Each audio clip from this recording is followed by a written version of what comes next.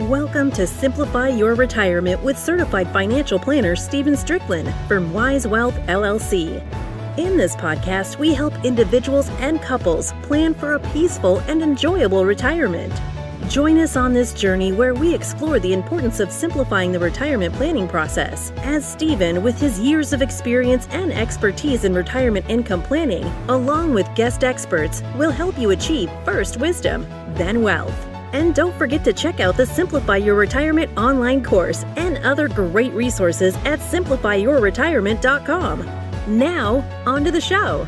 Hello, and welcome to Simplify Your Retirement with Stephen Stricklin from Wise Wealth. Hello, Stephen. Hey, Paul. How's it going? Going very well. You know, I'm excited for today's topic. We'll talk about that here in just a second. But, you know, just as a reminder, if maybe someone's tuning in for the first time or they've been following along all season, this season, you know, we've really had a variety of topics and even some guests on the show too. So we've covered everything from, you know, money magic, which was with Larry Kotlikoff, Yep. and had a couple other authors on here too. We talked to David Roselle about mountain climbers' financial advice. Had a couple episodes with him. We talked about banking on yourself with Mark Willis. Yeah, we had a couple of interesting topics here during the season with the whole banking on yourself and even reverse mortgages. And non-financial mistakes to avoid too. Yeah, that's right. With Samantha Lane. And so we have quite a diverse subject of topics today, but the whole point of this is, as an education-based financial planning firm, our goal here is education. And so sometimes it's bringing someone else on to talk about a topic that maybe there's confusion around. Today, I know it's going to be you and I talking about a topic that we come across quite frequently when we meet with people, and it's a confusing topic. Yeah, exactly. And that's what is great about this podcast. It gives us another avenue for us to use to educate. You know, we look at, firstly, we want to, you know, bring value to our clients, and we do that through our, you know, meeting process. We do that through, you know, a lot of, you know, events that we host throughout the year here in Wise Wealth Summer Education Series, Wise Wealth University, and other, you know, speakers that we brought in. So we constantly want to add value to our clients. And one way we do that certainly is by, you know, educating people on various topics, classes on Medicare, for example. But even in the podcast, just talking about topics that we don't get a chance a lot of times to talk about to people when they're in the office one-on-one, because it's not relevant to them perhaps, and it may not be relevant to them, you know, at the moment. It may be a discussion. So we like to use our podcast here as a way to just introduce, you know, new ideas, possibly topics that, you know, that at least that we get to speak into and maybe give our opinion on and thoughts on. And so that's what's great about this podcast. And obviously we're in season 4. And so, you know, this, I know we've done more than 45 episodes already, which is really hard to believe. And so far, we still haven't ran out of anything to talk about. Yeah, absolutely. And, you know, some people binge on Netflix. I think binging on Simplify Your Retirement podcast is probably the way to go. Yeah, the first few seasons, obviously, we really laid the foundation, and really, you know, anyone should go back and listen to those in the first couple of seasons, especially just about the philosophy of retirement income planning. And obviously season 3 was all about the mission of giving and serving and enjoying life. And then this season's been great just to introduce, like we said, some different themes, different topics. You know, we always tell everybody there is no such thing as a bad product, only a bad fit. And it was interesting as I had the question this week from somebody, and the question I got from one of our clients was about I-bonds. And I don't want to get off the subject here, but is I-bonds a good investment? And so my normal answer is, there is no such thing as a bad investment, only a bad fit. And so just to talk about that, there's benefits and limitations to every single investment.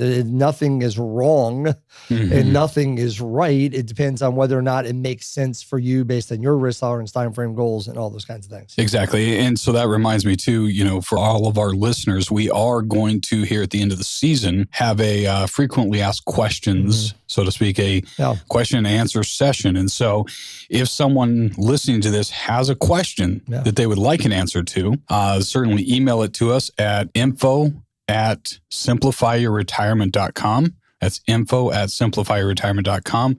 And we would love to be able to cover that question here yet this season. It'd be great to hear some questions from the regular listeners to our podcast. That'd be awesome. And certainly we get a lot of questions throughout the year from our own clients and things like that, which we're going to be able to cover as well, which is one that I just mentioned a second ago. In fact, our topic for today is, one that we get sometimes. A lot of times it comes as a statement more than a question, but it's something that I think a lot of people are, that misunderstand and are really, confused by, and it's not their fault because a lot of times these things are not so obvious. Yeah. So when you told me the topic, I thought of homophones of all things, right? Yeah. So two words that sound similar or sound the same, but mean different things. And so sometimes in our industry, we have these topics. Now, these two words don't sound the same, but they're used synonymously by a lot of people, and they mean something drastically different. Absolutely. So what two words are we talking about, Stephen? So today I want to talk to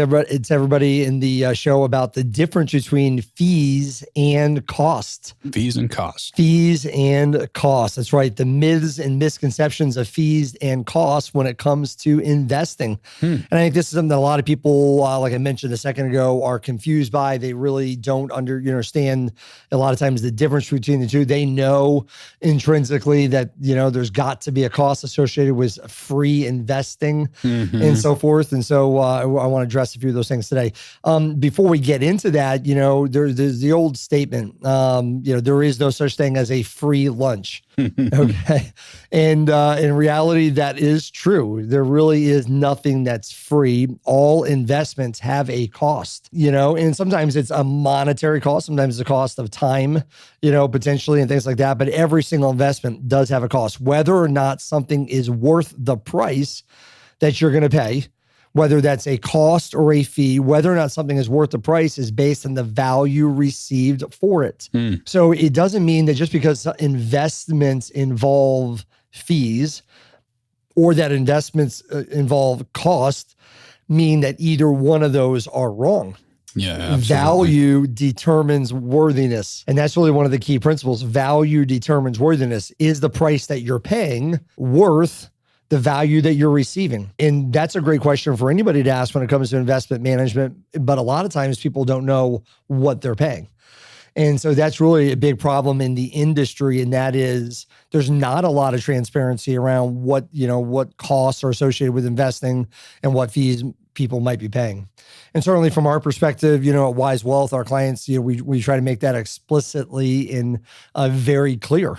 It's something that's not hidden and something that they can see. And so, generally, I like to look at this as the difference between a fee and a cost. The difference between a fee and a cost is that typically a fee is something that you see. A cost is something that you feel. Okay. A fee is something that you see. A cost is something that you feel. In other words, a lot of times cost of investing are what we call hidden costs. They're baked in to the investment, and the way you feel it is in your returns. You may look at an investment and says, this investment has no fees. In other words, there's nothing I can see that comes out of here. But in reality, there may be a cost inside of that investment that you don't see, but you feel it because it comes out in your net return. Okay, yeah, that makes sense. And so, I would just ask you, Paul, if you want to answer this question for the audience. It's kind of like a rhetorical question, but which is better? Paying no fees, but earning 6% per year, or paying a 1% fee, but earning 7% per year? Yeah, take a minute to think about that. Would you rather have no fees but earn 6%, or pay a 1% fee and earn 7%? So is the 7 before or after the fee? After the fee. After the fee. Yeah. Well, that's challenging. Exactly. So, again, and a lot of times we're going to talk about this today, a lot of times you can earn even, more than that by paying the fee. And so really there's 3 I'm going to go into today. There's 3 really misconceptions about fees and costs that I want to talk about today. One is I can save money by investing on my own directly through a mutual fund company and pay no fees. Yeah. So a lot of people think they can go, directly, let's say to, Vanguard or something like this, or, Fidelity or whatever, and buy directly into their funds. And you can, and literally pay no fees. And so in the world of investing, a lot of times people go to an investment advisor, and that investment advisor is either going to charge commissions or fees. The commission is something that they charge you up front when you purchase funds. A lot of times this is 5 and 6%. You pay it up front. And then you pay maybe less fees over time. Sometimes people charge no fees up front. They just charge 1% on the assets they manage over time. But then, sometimes people look at that and say, okay, if I want professional advice, I either have to pay someone a fee or I have to pay someone a commission. But if I go directly to the mutual fund company, I don't have to pay any fees or commissions. Exactly. Therefore, I'm probably going to do better with my investments and save money. Well, yeah, because it becomes so easy just to pick what you know is going to work, right? Yeah, absolutely. So what I want to address with everybody today is the cost of investing. So here's what happens when you buy into, mutual funds. For example, all mutual funds have what they call an expense ratio. This is a measure of what it costs to manage the fund expressed as a percentage. It is based on the total assets invested in the fund and is calculated annually. This fee is typically paid out of fund assets, but you will not be billed for it. And that's another big difference between a fee and a cost. A fee is something you get billed for. A cost is nothing that you actually get a bill for. And so one of the things you have to look at a lot of times when you're buying into, let's say, directly the mutual funds is, what is the internal expense ratio of those funds? What is it costing me per year to be an owner inside of that fund, even though it's a fee that I don't see? That's one big factor. Another one is what all mutual funds charge to market their funds. It's called a 12B1 fee. So all mutual funds have 12B1 fees, and that's what they use to advertise, in market, and promote their funds. We've talked about this before. I look at the world of mutual funds, and it's just interesting to me. You have all these massive, incredibly talented mutual fund companies that have all this research and all these resources. And literally, you look at their funds lineup, and they have hundreds of mutual funds. I always think to myself, if they really actually knew what they were doing, if they actually knew how to pick stock, there would only be one fund. Yeah. Every fund family should have one. These are the stocks that you should own. But no, they have all kinds of them because they're in the business of selling their funds. And the way they get money to sell their funds is through the people that own their funds. And there's an expense in there called the 12B1 fee. And a lot of times there's annual custodian fees. Some custodians, when you go directly to a mutual fund company, will have custodian fees. And then there are sometimes loads and commissions. A load is a commission that you pay to a broker, someone who buys and sells mutual funds for you. A lot of times you have to pay them. But if you go direct, you may be able to eliminate that, but you still have 12B1 fees. You still have expense ratios that is baked into your ownership, but you don't see it, but you feel it. So to clarify, just to make sure I understand too, and our listeners understand, when you talk about a fee is something that you're charged, and a cost is not something you charged, but or billed, I think is the word you used. And so what you're talking about is like when you look at a statement, it's a line item on the statement. Not necessarily that I have to pay that out of my own pocket. It might still come out of your account. Yeah, exactly. Fees are typically, withdrawn from a person's account. They don't write a check for that. Okay. But a cost, they don't even write a check and they don't ever see it. Yeah. So they feel like they're not paying anything. That's the trick right there. That's the difference. And so a lot of times you may pay someone a fee or even a commission to get funds that have lower expense ratios. It may be lower, it may be no 12B1 costs associated with that. I like looking at, Vanguard. Vanguard, by the way, is an outstanding mutual fund company. I love Vanguard. I think they're great. They've got great funds. But they do a study called Advisor Alpha, and they look at their clients that own their mutual funds, Vanguard, the clients that go directly to Vanguard and buy funds on their own. And they look at the clients that use Vanguard funds through an advisor and that pay an advisor a fee. So think about this for a minute. Someone has $100,000, they go directly to Vanguard and they're not going to pay a fee. The other person goes to a financial advisor, pays them a 1% fee, and that advisor uses all Vanguard funds. Yeah. Naturally, the person might think to themselves, why would I pay someone a 1% fee when I can go directly to Vanguard and buy these same funds? Well, the reason is because an advisor has a value that you cannot see, but it comes out in returns. And literally, what I love about Vanguard is this study, they quantify it. They quantify the value of having an advisor that does several things right, though. An advisor that has proper asset allocation. They rebalance the portfolio.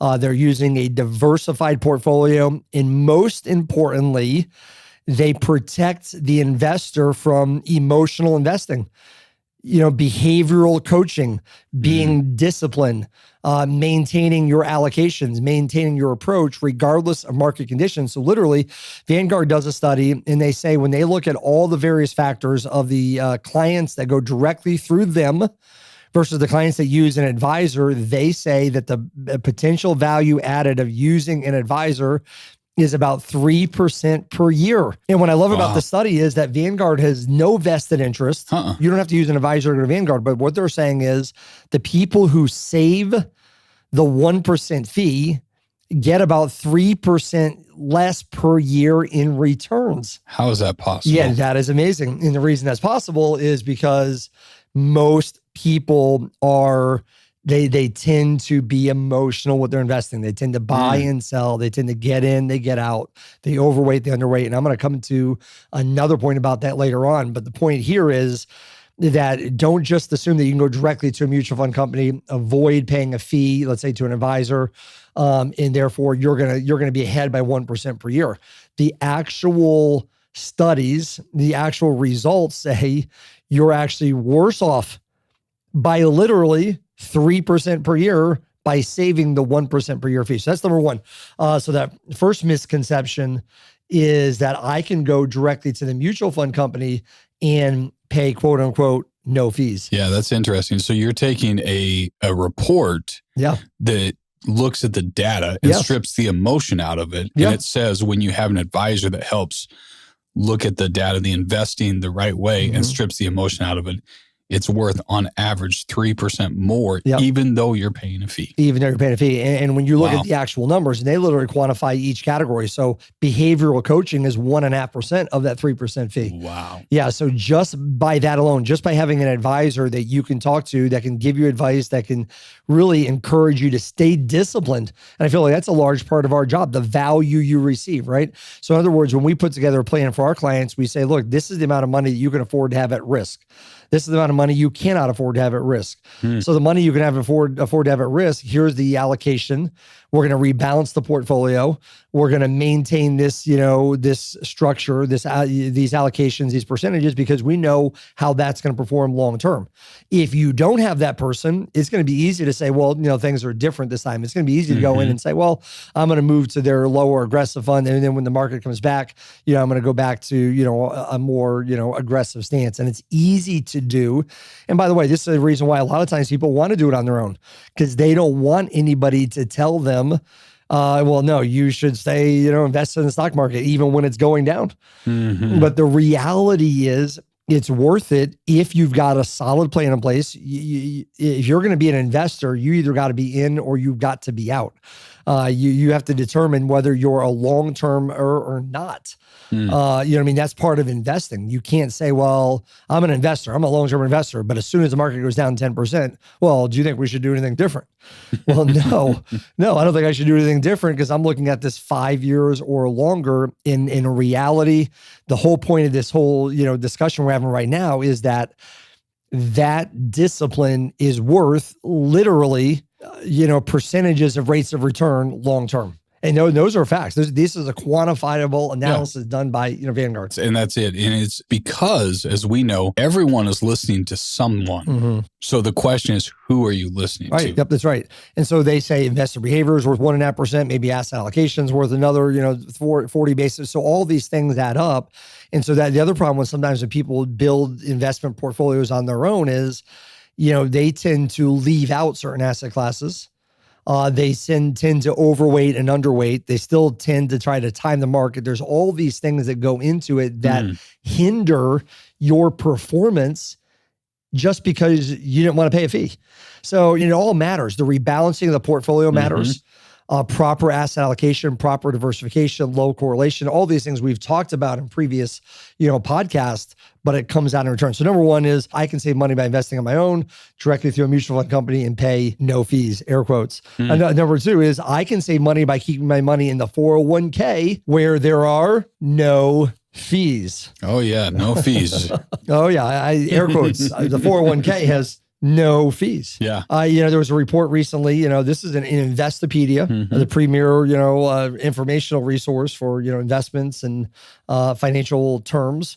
The study said that 37% of people didn't realize they paid any fees at all in their 401k. And you know why that is, Paul? Why is that? Because they can't see it. Oh, Right. They can't see it. Yeah. So I'm not paying any fees. If I go to this a financial advisor, they may charge me a 1% fee, and I'm going to see it. I'm going to see it every quarter come out of the portfolio. So therefore, I don't see that in the 401k, which means it doesn't cost me anything. You see what I'm saying? This is the misconception that people have. But there are two key 401k plan fees. Finding those fees and costs in there is not easy. Understanding them is even harder. Okay. But the most firmly entrenched of these fees is one I mentioned earlier, and that is the 12B1 fee. Every mutual fund has 12B1 fees, marketing fees and distribution fees. And that's paid to the people who market these funds to your employer to try to get them into your plan. 12B1 fees charged by individual funds are separate from investment management fees, which are cut to the 401k provider. That's what he takes for himself. So you have a custodian, you have a 401k provider. They have fees. They don't manage people's 401ks accounts for nothing. These are massive organizations that manage people's 401ks. There's a fee and a cost associated with it. There's a fee and a cost associated with administration. They don't do all that for free.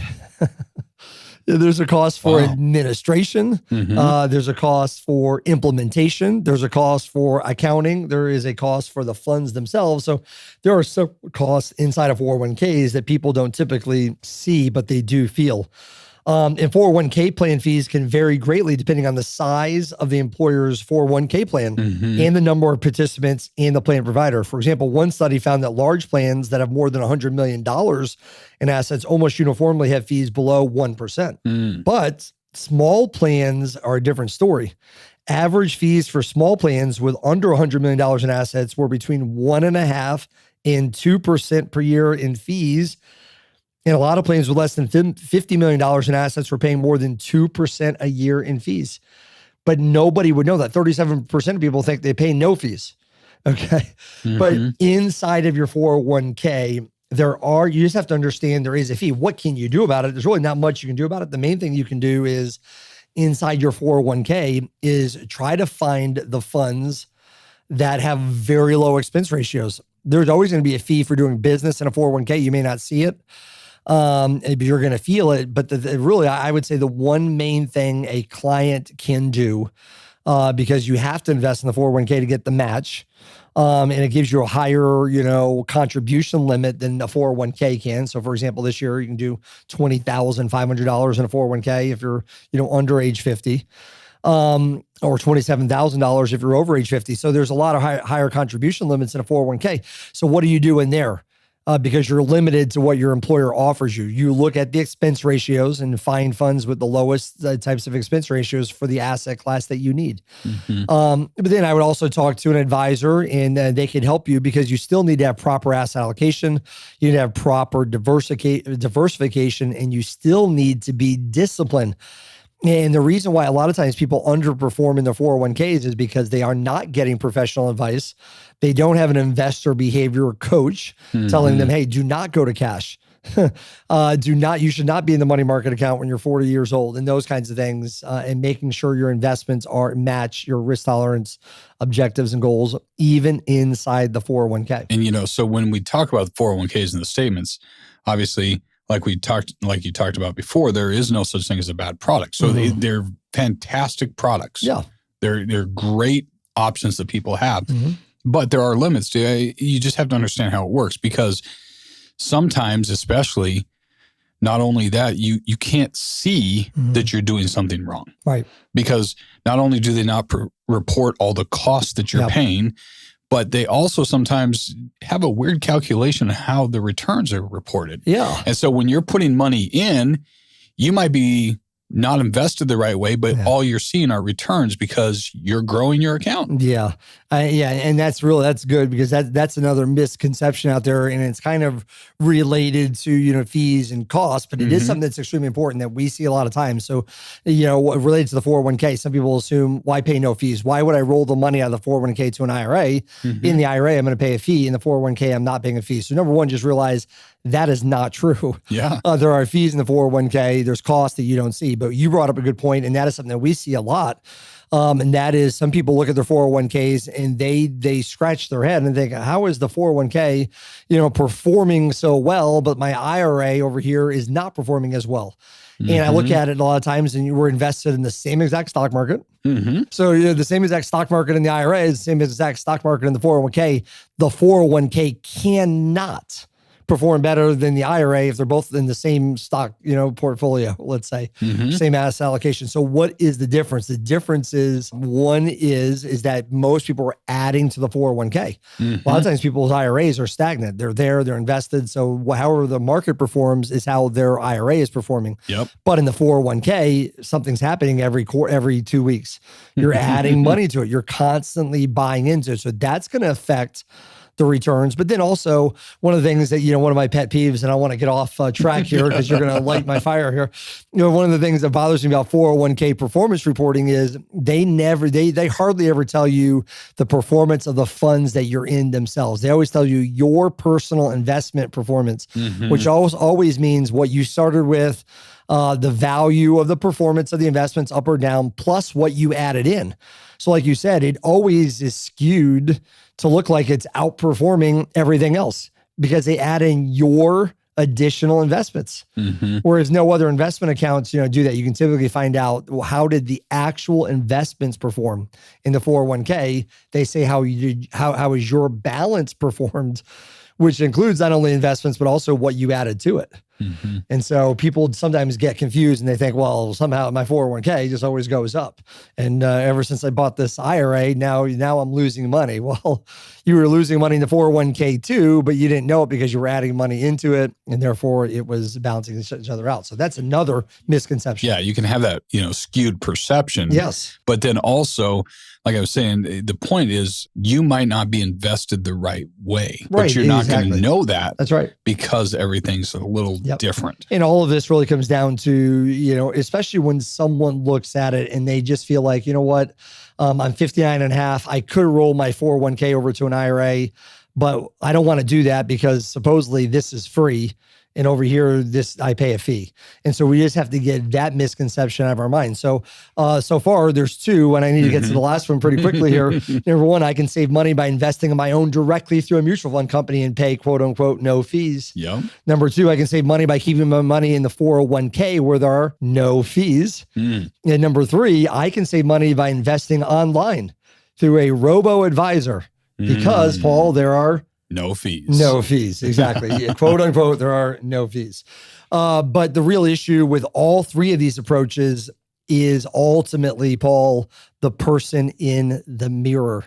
Honestly and truly, the biggest hindrance to investment success is usually the person that we see in the mirror. And the reason why robo-advisors don't work is because they have a brain, but they don't have a heart. That's one thing we like to tell people. You need to talk to someone that has a heart, not just a brain, preferably someone who has both.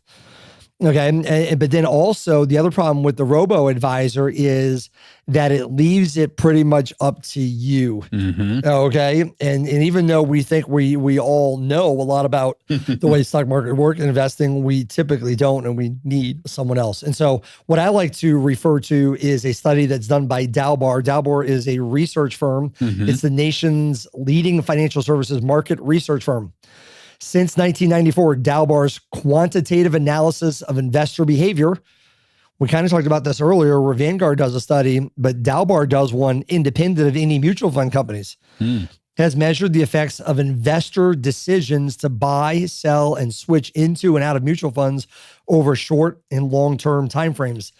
These effects are measured from the perspective of the investor and do not represent the performance of the investments themselves. The results consistently show that the average investor earns less, and in many cases, much less than mutual fund performance reports would suggest. Wow. So what does all this mean? It means that investors are usually their own worst enemies. This is typically demonstrated by moving in and out of the market, changing allocations, overweighting and underweighting asset classes. The problem is with the old adage, don't just stand there, do something. Okay. But when it comes to stock market investing, one of the smartest things you can do is just stand there and do nothing. Okay. And so really it comes down to investor behavior. So what Dalbar does is, again, let's just use an example of $100,000. They look at individual investors' accounts, investors who do not have a financial advisor and they're not paying a fee. And they look at their performance versus just the stock market indexes. S&P 500, a 60-40 portfolio. Okay. They just measure individual investor performance versus the indexes. And you know what they find every year now, Paul, since 1994, almost 30 years. What's that? That the average investor's returns is always, it always has been, over a 10-year periods of times, way underperformed the S&P 500, a 60-40 portfolio. It always underperforms. It's never happened yet where they've looked at these studies and found that an individual investor outperformed even a stock market index. And do you know why that is? I do, but I would love for you to tell our audience. Thank you. Yes, it's because of investor behavior. This is what they found. People tend to buy and sell. They get in, they get out. They overweight, they underweight. And even though there is no fee to do it, it is costing people, seriously, in the hundreds of thousands of dollars in returns, in percentage points in returns over time. Because people, if they get scared, they invest based on fear or greed.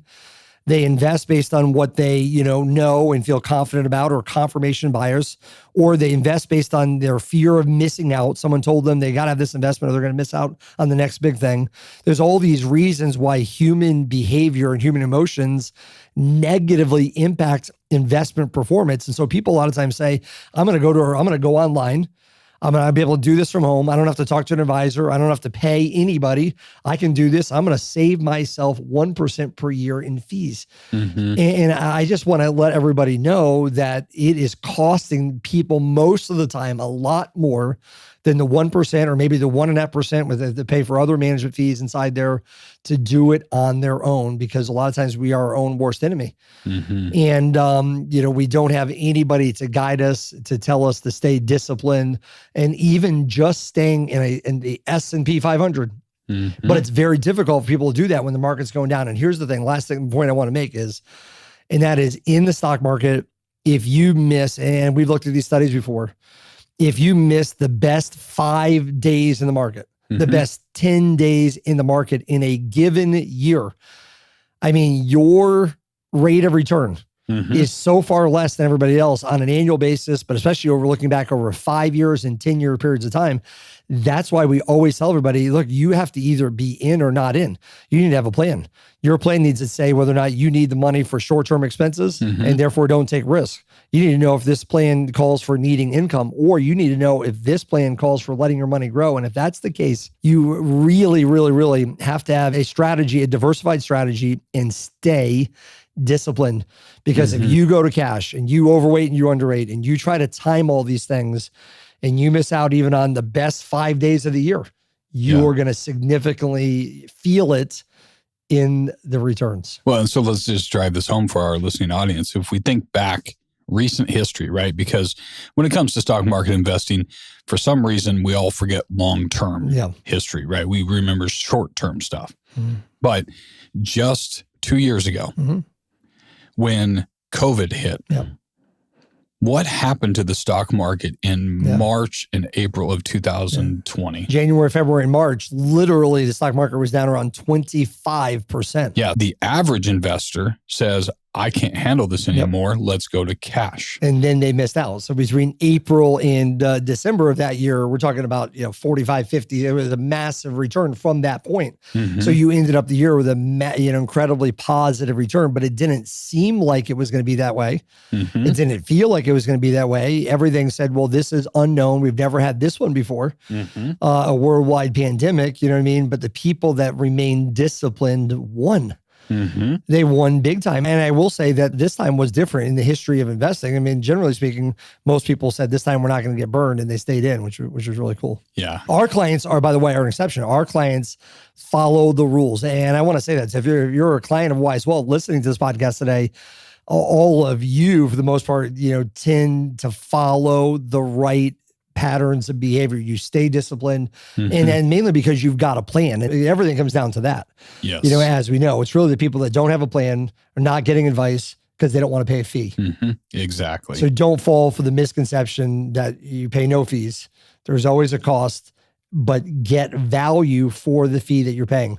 Get a good coach. Get someone who provides education and advice and financial planning. Absolutely. And one easy way for people to do that is send us an email at info@simplifyyourretirement.com and request a copy of Stephen's book, Simplify Your Retirement. And a lot of these principles that we've been talking about over the last 4 seasons and even today that the clients of Wise Wealth have followed and are able to stay disciplined and not be the average investor are found in that book. And so all you have to do is send us an email at info@simplifyyourretirement.com, request a copy of that book, and we'd love to get that to you. This has been a great episode, Stephen. Just understanding the difference between costs and fees. Both exist. Just because you can't see it doesn't mean it doesn't exist. I mean, we're breathing air in here and I can't see the air, but it exists. Yes. Right. And so it's good to have that clarifying, the clarity that comes around that. And that goes along with even, the philosophy of Wise Wealth, our slogan, first wisdom, then wealth. We have to understand these things. And so I appreciate all that you do for the clients, for the listening audience, to be able to bring clarity and wisdom to these topics that are out there that people might not understand. So thank you for that, Stephen. And of course, our last thank you goes to you, the listening audience. You're the reason we do this. We wouldn't be here without you. We do thank you for tuning into the Simplify Your Retirement podcast with Stephen Stricklin. If you haven't subscribed to the podcast yet, please click the subscribe now button below. This way, when Stephen comes out with a new podcast, it'll show up directly on your listening device. This also makes it much easier to share these podcasts with your friends and family. Again, thank you so much for listening today. For everyone at Wise Wealth, this is Paul Brock reminding you that financial peace comes from having a plan. And we'll see you next time. Thank you for listening to the Simplify Your Retirement podcast. Click the subscribe button below to be notified when new episodes become available. The information covered and posted represents the views and opinions of the guest and does not necessarily represent the views or opinions of Wise Wealth LLC or Simplify Your Retirement. The content has been made available for informational and educational purposes only. The content is not intended to be a substitute for professional investing advice. Always seek the advice of a financial advisor or other qualified financial professionals with any questions you may have regarding your investment planning.